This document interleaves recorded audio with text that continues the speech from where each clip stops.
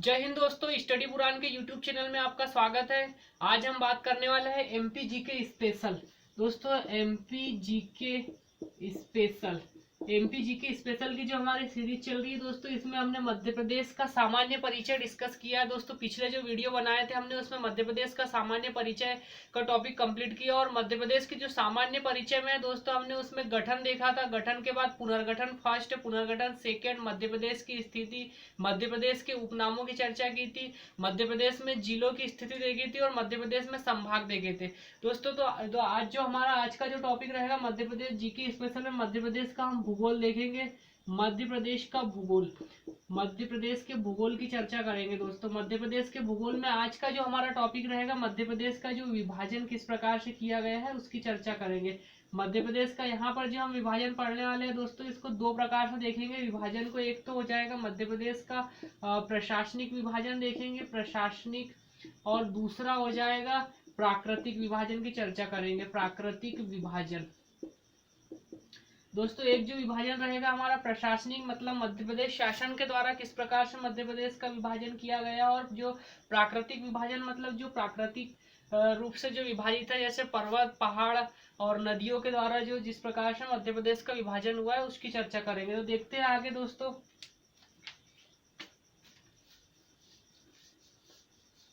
तो आज हमको पढ़ना है मध्य प्रदेश का विभाजन। तो मध्य प्रदेश के विभाजन में दोस्तों दो प्रकार से किया गया है मध्य प्रदेश का विभाजन। मध्य प्रदेश का विभाजन दोस्तों, जो मध्य प्रदेश का विभाजन है वह दो प्रकार से किया गया। फर्स्ट आ जाएगा इसमें मध्य प्रदेश के विभाजन में, अगर पहला देखा जाए तो मध्य प्रदेश का एक तो हो जाएगा प्रशासनिक विभाजन, प्रशासनिक विभाजन पहला हो जाएगा प्रशासनिक विभाजन, और दूसरा हमको पढ़ना पड़ेगा प्राकृतिक विभाजन, प्राकृतिक विभाजन।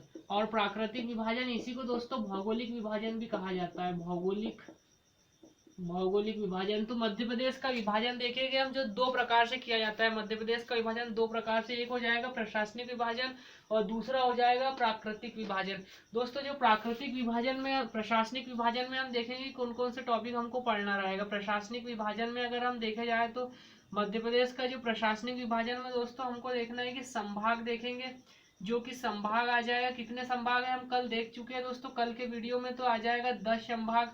संभाग के बाद हमको देखना रहेगा जिले देखेंगे, जिला के बाद दोस्तों आ जाएगा इसकी सीमाएं आ जाएगी, कौन कौन से जिले की सीमा कौन कौन से राज्यों से लगती है उसकी चर्चा करेंगे। सीमा के बाद आ जाएगा इसका अक्षांश व देशांत विस्तार देखेंगे, अक्षांशीय व देशांतरीय विस्तार देखेंगे, देशांतरीय विस्तार ये हो जाएगा देशांतरीय विस्तार।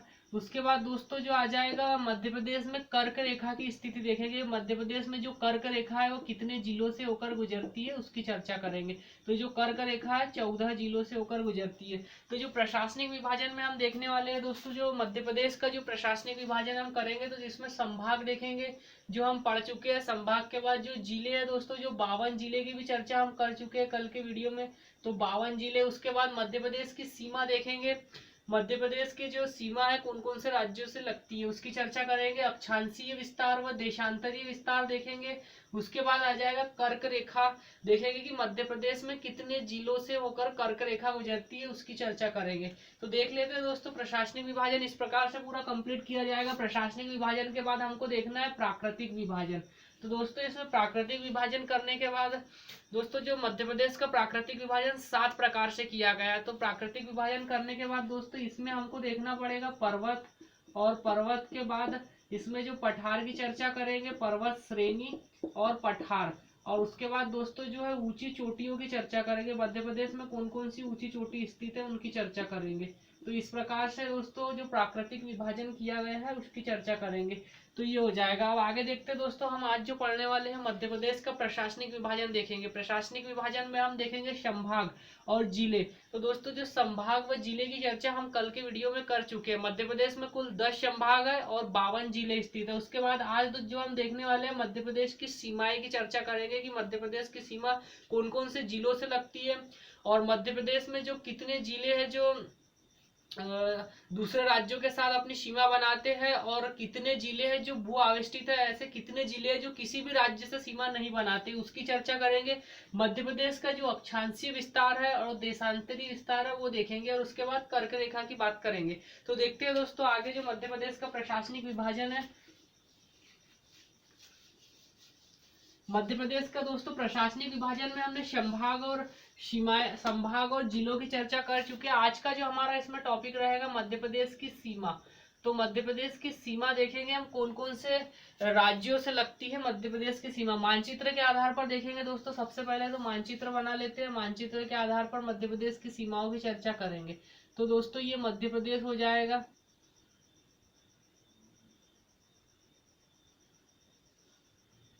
ये हमारा मध्य प्रदेश हो जाएगा।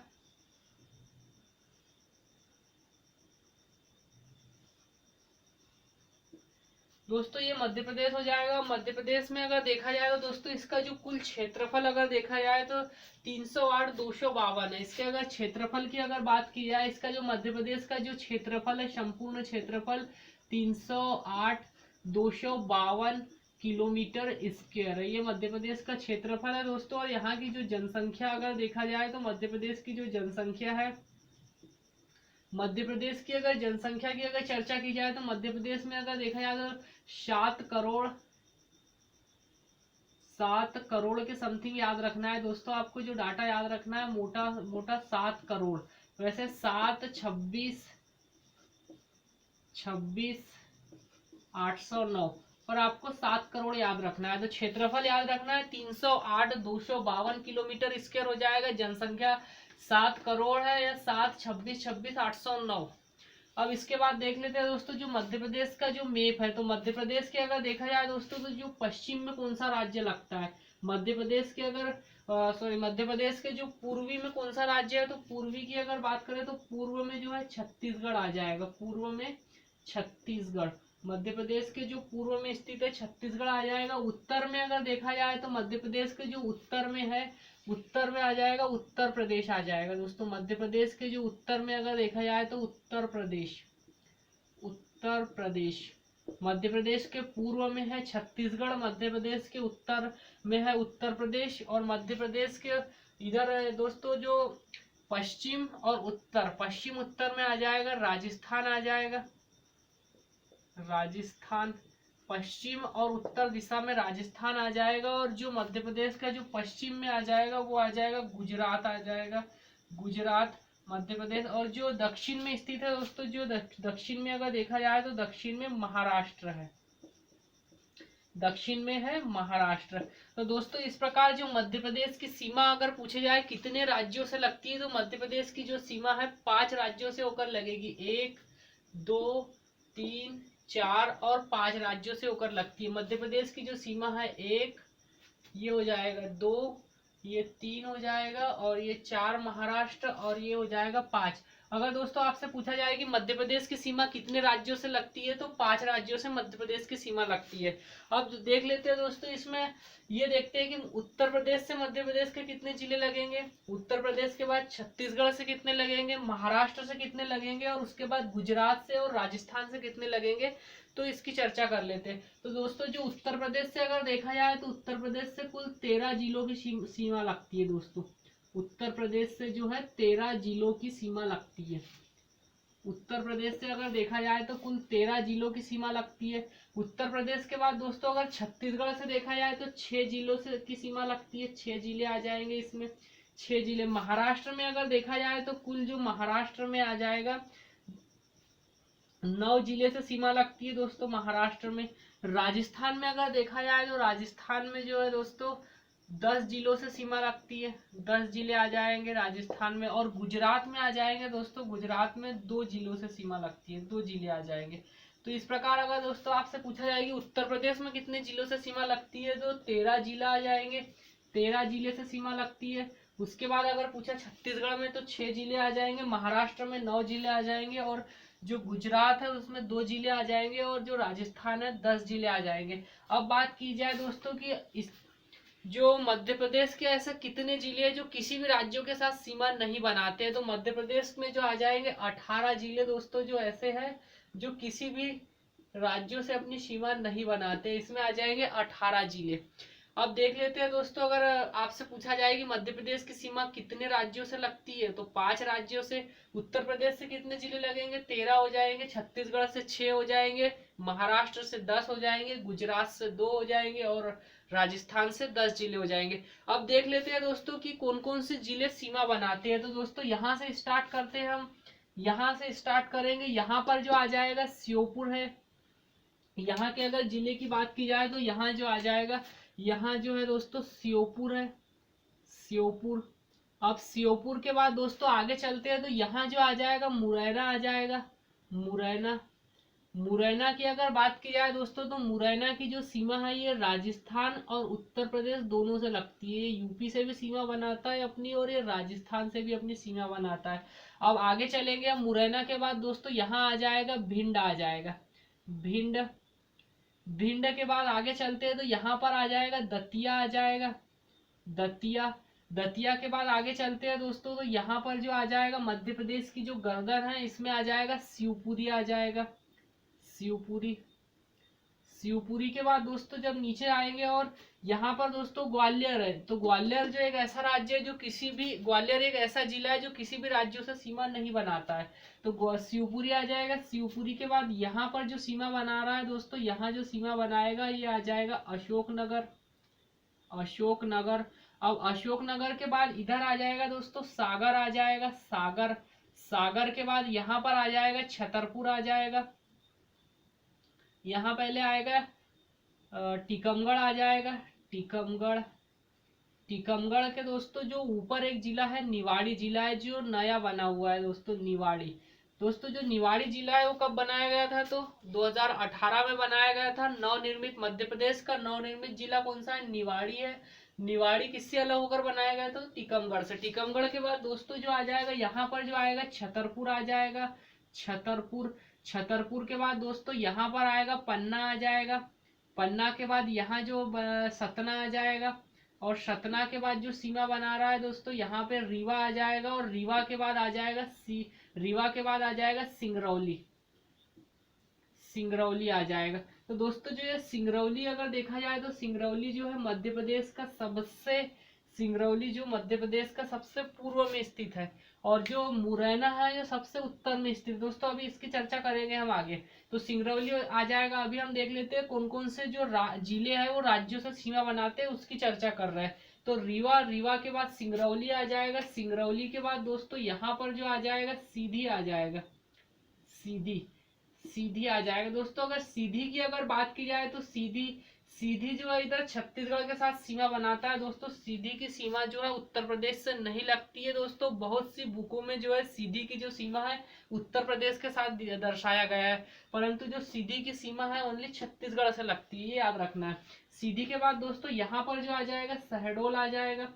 शहडोल के बाद आगे चलते हैं, नीचे आ जाएगा शहडोल के बाद आ जाएगा अनूपपुर आ जाएगा, अनूपपुर। अनूपपुर के बाद दोस्तों डिंडोरी आ जाएगा। डिंडोरी के बाद आ जाएगा बालाघाट आ जाएगा, बालाघाट। और बालाघाट के बाद आ जाएगा सिवनी आ जाएगा। सिवनी के बाद आ जाएगा छिंदवाड़ा। छिंदवाड़ा के बाद आ जाएगा दोस्तों बैतूल आ जाएगा, बैतूल। और बैतूल के बाद यहाँ पर जो आ जाएगा, यहाँ आएगा खंडवा। और खंडवा के बाद दोस्तों यहाँ जो आएगा बुरहानपुर आ जाएगा, बुरहानपुर। बुरहानपुर के बाद आ जाएगा यहाँ खरगोन आ जाएगा, खरगोन। और जो खरगोन के बाद यहाँ पर जो आ जाएगा बड़वानी आ जाएगा, बड़वानी। और बड़वानी के बाद यहाँ जो आएगा दोस्तों ये आ जाएगा अलीराजपुर, अलीराजपुर। अलीराजपुर के बाद यहाँ जो आ जाएगा झाबुआ आ जाएगा। और फिर आएगा रतलाम, रतलाम। रतलाम के बाद है मंदसौर, मंदसौर के बाद आ जाएगा नीमच। और नीमच के बाद इधर आ जाएगा आगर मालवा, आगर मालवा। और आगर मालवा के बाद दोस्तों यहाँ पर आ रहा है राजगढ़। और राजगढ़ के बाद यहाँ पर जो आएगा गुना आ जाएगा। तो दोस्तों इस प्रकार से जो जो सभी राज्यों के साथ सीमा बनाते हैं वो जिले की संख्या जिले हम लिख चुके हैं। अब दोस्तों आगे देखते हैं, यहाँ पर जो मुरैना जो है ये उत्तर प्रदेश और राजस्थान के साथ सीमा बनाता है, मतलब मुरैना की जो सीमा है 2 राज्यों से लगती है। अब आगे और देखते हैं कि और कौन से राज्य की सीमा 2 राज्यों से लगती है, तो यहाँ पर आ जाएंगे। इसके बाद यहाँ से चलते हुए दोस्तों ये 13 जिलों के साथ सीमा बनाते हुए सिंगरौली की अगर बात की जाए तो सिंगरौली जो है 2 राज्यों से सीमा बनाता है। एक तो आ जाएगा अपना छत्तीसगढ़ के साथ सीमा बनाता है सीजी, और दूसरा आ जाएगा उत्तर प्रदेश। तो एक दो हो जाएंगे। पहला हो गया मुरैना, मुरैना के बाद सिंगरौली। अब आगे चलते हैं तो जो बालाघाट है, बालाघाट की भी अगर बात की जाए तो बालाघाट भी 2 राज्यों से बनाता है, एक तो महाराष्ट्र आ जाएगा और एक आ जाएगा छत्तीसगढ़। अब आगे चलते हैं, बालाघाट के बाद आ जाएगा दोस्तों यहाँ पर जो आएगा अलीराजपुर। अलीराजपुर की अगर बात की जाए तो अलीराजपुर जो है यहाँ पर दोस्तों 2 राज्यों के साथ सीमा बनाता है, एक तो महाराष्ट्र और गुजरात आ जाएगा। अब अलीराजपुर के बाद आगे चलते हैं तो इधर आ जाएगा मुरैना जो कि राजस्थान और उत्तर प्रदेश। अब दोस्तों और एक जिला है इसमें जो 2 राज्यों के साथ सीमा बनाता है, कौन सा जिला आ जाएगा दोस्तों, यहाँ पे आप देख सकते हो शिवपुरी। शिवपुरी की अगर बात की जाए तो दोस्तों इधर उत्तर प्रदेश के साथ सीमा बना रहा है और इधर बना रहा है दोस्तों राजस्थान के साथ। तो ऐसे कुल कितने जिले हो गए दोस्तों जो 2 राज्यों के साथ सीमा बनाते हैं, ऐसे कुल जिले हो जाएंगे अपने पास 6 जिले हो जाएंगे, 6 जिले हो जाएंगे। ऐसे कुल दोस्तों 6 जिले हैं जो 2 राज्यों के साथ सीमा बनाते हैं। तो सबसे पहला यहाँ से देखते हैं 1 2 सिंगरौली 3 हो जाएगा, बालाघाट 4 हो जाएगा। उसके बाद जो है अलीराजपुर जो है,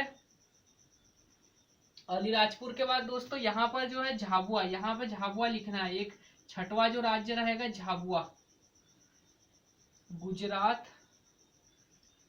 यहाँ जो झाबुआ लिखेंगे तो झाबुआ में आ जाएगा, ये इधर राजस्थान के साथ सीमा बना रहा है और यहाँ पे जो बनाएगा गुजरात के साथ आ जाएगा। तो इस प्रकार दोस्तों कुल 6 जिले ऐसे हैं जो 2 राज्यों के साथ सीमा बनाते हैं। तो मुरैना, सिंगरौली, बालाघाट और अलीराजपुर और झाबुआ दोस्तों ऐसे 6 जिले हैं जो 2 राज्यों के साथ सीमा बनाते हैं। अब दोस्तों आगे बात कर लेते हैं इसमें यहाँ से बनने वाले क्वेश्चन की अगर चर्चा की जाए तो दोस्तों सबसे पहले आपको याद रखना है कि जो सबसे अधिक सीमा किस राज्य के साथ बनाता है। मध्य प्रदेश की जो है सबसे अधिक सीमा कौन से राज्य से लगती है, तो मध्य प्रदेश की जो सबसे अधिक सीमा है क्षेत्रफल में दोस्तों राजस्थान के साथ लगेगी। मध्य प्रदेश की सबसे अधिक सीमा राजस्थान के साथ लगती है क्षेत्रफल में, ये आ जाएगा राजस्थान। और जनसंख्या की अगर दृष्टि से देखा जाए तो सबसे अधिक जो जनसंख्या में आ जाएगा उत्तर प्रदेश के साथ लगती है। दोस्तों ऐसा कौन सा राज्य है जिसके साथ सबसे कम सीमा बनाता है, तो ये आ जाएगा अपने पास गुजरात। गुजरात में सबसे कम सीमा बनाता है दोस्तों, और गुजरात में है अलीराजपुर और झाबुआ, ऐसे 2 राज्य हैं जिसके साथ गुजरात की सीमा बनती है। सबसे पश्चिम में कौन सा है, तो सबसे पश्चिम में स्थित राज्य आ जाएगा गुजरात। दक्षिण में कौन सा आ जाएगा, महाराष्ट्र। उत्तर में आ जाएगा उत्तर प्रदेश, और पश्चिम में और पूर्व में स्थित राज्य आ जाएगा छत्तीसगढ़। अब दोस्तों इसके बाद और देख लेते हैं, और 18 जिले ऐसे हैं जिसकी सीमा किसी भी राज्यों के साथ नहीं लगती है। अब दोस्तों हम बात करेंगे कि मध्य प्रदेश का सबसे उत्तरतम जिला कौन सा है, मध्य प्रदेश का सबसे दक्षिणतम जिला कौन सा है, और मध्य प्रदेश का सबसे पूर्वोत्तर कौन सा है और पश्चिम में कौन सा है। और उसके बाद दोस्तों हम देखेंगे कि उत्तर से दक्षिण की लंबाई कितनी है। उसके बाद आ जाएगा पश्चिम से लेके पूर्व की लंबाई कौन सी है, कितनी है, इसकी चर्चा करेंगे। और मध्य प्रदेश का जो अक्षांशीय विस्तार कितना है और देशांतरी विस्तार कितना है, ये देखेंगे। दोस्तों मध्य प्रदेश अगर देखा जाए तो भारत अगर देखा जाए तो उत्तरी गोलार्ध में है, इसलिए मध्य प्रदेश भी आ जाएगा उत्तरी गोलार्ध में स्थित है। अब देख लेते हैं, आगे देखते हैं दोस्तों। तो ये आ गया होगा दोस्तों आपके समझ में।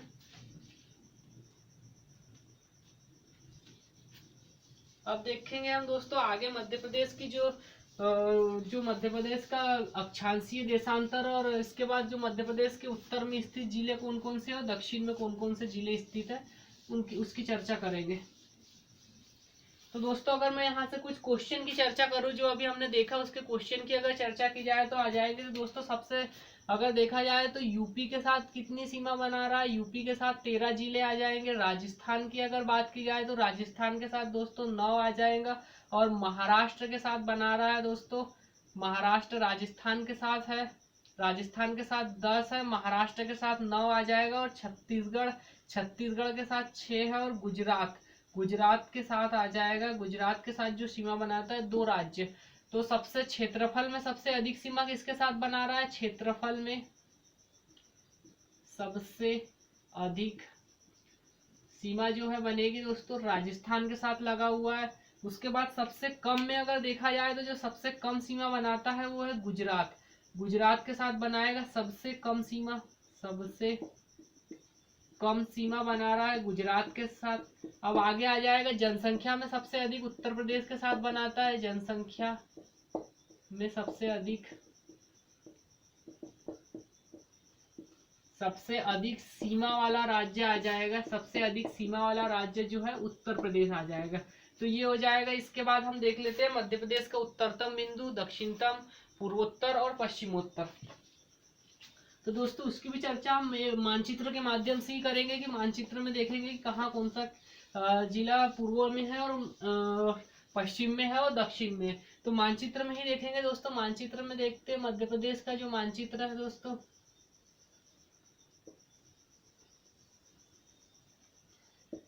ये हो जाएगा मध्य प्रदेश का मानचित्र। दोस्तों यहाँ पर जो स्थित है सबसे उत्तर में एक जिला है दोस्तों, यहाँ पर मुरैना, और मुरैना के जस्ट नीचे में आ जाएगा भिंड है, इसलिए उत्तर में तो सबसे उत्तरतम जिला जो सबसे उत्तर में स्थित है, उत्तरतम पूछा जाता है दोस्तों कि मध्य प्रदेश का सबसे उत्तरतम जिला कौन सा है, तो मुरैना आ जाएगा।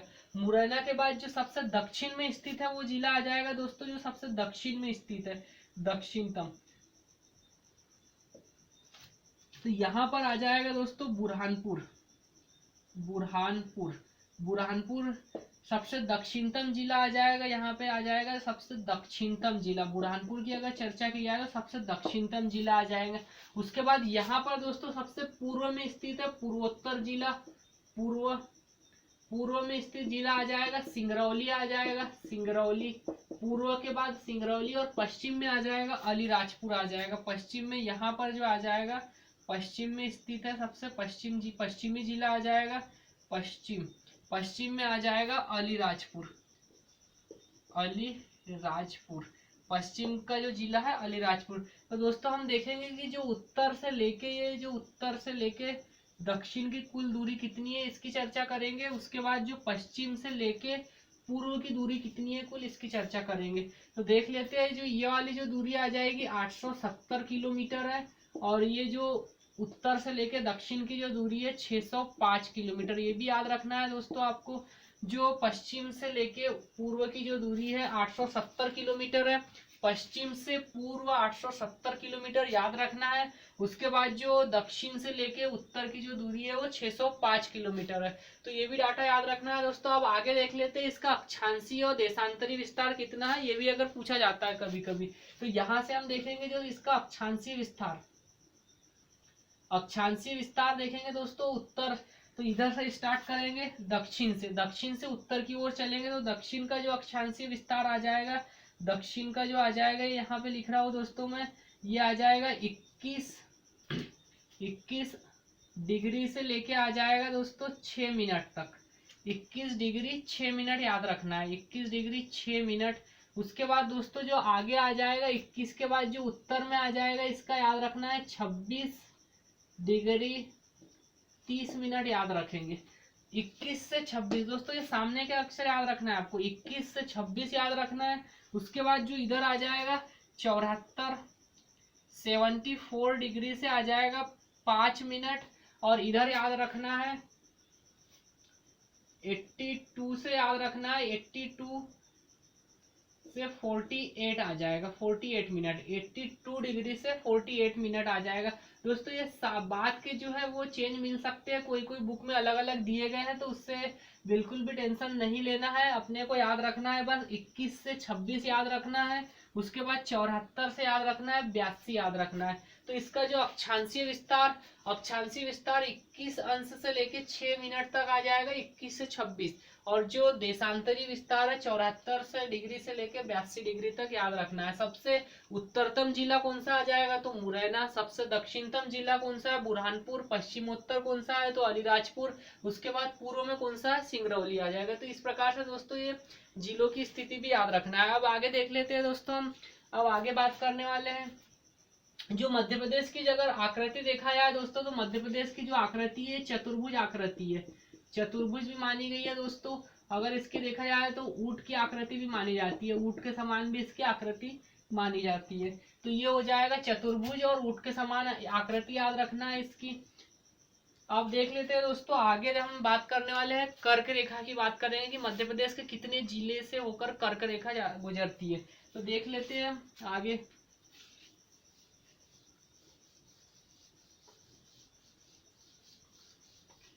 दोस्तों जो कर्क रेखा अगर देखा जाए तो दोस्तों कर्क रेखा में अगर देखा जाए तो पृथ्वी पर दोस्तों कुल 3 रेखाएं होती है। पृथ्वी पर अगर देखा जाए तो कुल 3 रेखाएं होती है। एक रेखा हो जाएगी, ये हो जाएगी अपनी जो है भूमध्य रेखा होती है। भूमध्य रेखा जो कि 0 डिग्री पर होती है, और जो 23.5 डिग्री पर जो होती है 23 सही 1/2 पर हो जाएगी इधर कर्क रेखा। और इसके बाद जो नीचे साइड होती है जो दक्षिणी गोलार्ध में हो जाएगी मकर रेखा। ये भी 23.5 डिग्री पर होती है। 3 रेखा पाई जाती है, भूमध्य रेखा, कर्क रेखा और मकर रेखा। 23 सही 1/2।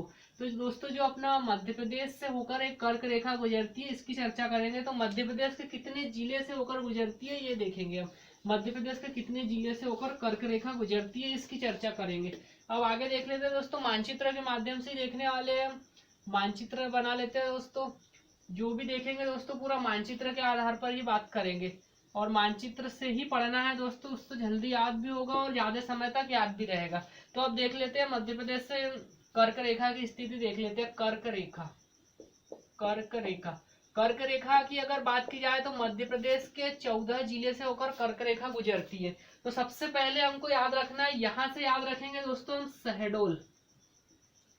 शहडोल याद रखना है, शहडोल। और जो शहडोल हो जाएगा पूर्व में याद रखना है शहडोल, और पश्चिम में याद रखना है रतलाम। रतलाम। तो 2 जिले आपको याद हो गए होंगे दोस्तों, 2 जिले आपको याद हो चुके होंगे। ये हो जाएगी कर्क रेखा। एक तो शहडोल आ जाएगा पश्चिम में, और पूर्व में आ जाएगा रतलाम। अब देख लेते हैं दोस्तों रतलाम। रतलाम के बाद आपको याद रखना है उज्जैन। उज्जैन से जाएगी, उज्जैन आ जाएगा। रतलाम के बाद उज्जैन, उज्जैन के बाद याद रखना है शाजापुर। याद रखना है शाजापुर। दोस्तों कोई कोई बुक में आगर मालवा भी देते हैं, परंतु शाजापुर आ जाएगा। रतलाम, उज्जैन, शाजापुर आ जाएगा। शाजापुर के बाद आगे हम चलेंगे तो यहाँ पर जो आ जाएगा हमारा राजगढ़ आ जाएगा। राजगढ़, राजगढ़ के बाद यहाँ जो आ जाएगा विदिशा आ जाएगा।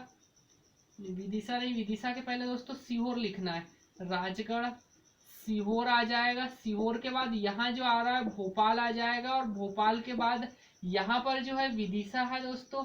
विदिशा के बाद यहाँ जो आएगा रायसेन आ जाएगा। रायसेन। अब विदिशा के साइड में दोस्तों हमने देखा था, कल देखे थे कौन सा जिला था, तो विदिशा के साइड में आ जाएगा यहाँ सागर आ जाएगा। सागर। अब सागर के दोस्तों साइड में हमने देखा था दमोह आ जाएगा। दमोह, दमोह के नीचे साइड इधर जबलपुर आ जाएगा दोस्तों, जबलपुर। और जबलपुर के बाद यहाँ पर जो आएगा कटनी आएगा, और कटनी के बाद दोस्तों उमरिया आ जाएगा, और उमरिया के बाद है शहडोल। तो दोस्तों हम काउंट कर लेते हैं कि 14 जिले हुए या नहीं। तो 1 2 3 4 5 6 7 8 9 10 11 12 13 14। तो इस प्रकार जो है कर्क रेखा जो है 14 जिलों से होकर गुजरती है। तो ये आ जाएगा कर्क रेखा। कर्क रेखा मध्य प्रदेश के 14 जिलों से होकर गुजरती है कर्क रेखा, और ये है दोस्तों 23 सही 1/2 डिग्री। तो मध्य प्रदेश से कौन सी रेखा, अगर आपसे पूछा जाए कि मध्य प्रदेश से कौन सी रेखा गुजरती है, तो आ जाएगा सबसे पहले तो आ जाएगा कर्क रेखा। कितने जिलों से होकर गुजरती है दोस्तों, आ जाएगा 14 जिलों से होकर गुजरती है। तो इस प्रकार ये याद रखना है मध्य प्रदेश में कर्क रेखा की। तो दोस्तों हमने आज जो बात करी, सबसे पहले हमने देखा मध्य प्रदेश की जो सीमाएं कितनी जिलों से टच होती है वो देखी। उसके बाद दोस्तों हमने बात की मध्य प्रदेश का उत्तर में कौन सा जिला है, अक्षांशीय विस्तार देखा। पश्चिम में कौन सा है, पूर्व में कौन सा, और उसका अक्षांशीय विस्तार देखा। उत्तर से दक्षिण की लंबाई कितनी है उसकी चर्चा की। पूर्व से पश्चिम की लंबाई कितनी है उसकी चर्चा की, और उसके बाद हमने देखा कर्क रेखा की बात की। अब दोस्तों जो हमारा अगला जो टॉपिक रहेगा मध्य प्रदेश का प्राकृतिक विभाजन रहेगा। प्राकृतिक विभाजन में हम देखेंगे दोस्तों मध्य प्रदेश का जो प्राकृतिक विभाजन है 7 प्रकार से किया गया, और प्राकृतिक विभाजन में ही हम देखेंगे कि मध्य प्रदेश में कौन सी पर्वत श्रेणियां हैं, कौन से ऊंचे चोटियां हैं, कौन से पठार है, इन सब बातों की हम चर्चा करेंगे दोस्तों अगले वीडियो में। तो धन्यवाद दोस्तों, जय हिंद।